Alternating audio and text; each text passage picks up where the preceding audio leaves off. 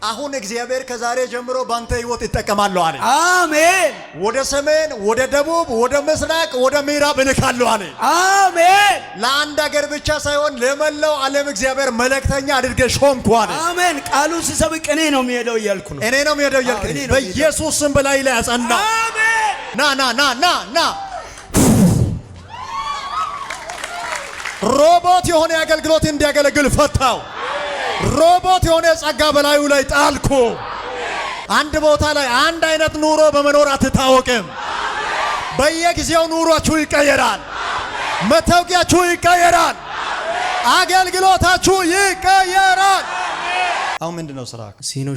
ሲኖ ሹፌር። እግዚአብሔር በአባቲ ቤት መሪ ያደርጋለሁ አለ። አሜን። አባቴ የሚል ስም ታውቃለህ? ወንድሜ፣ ያንተ ወንድም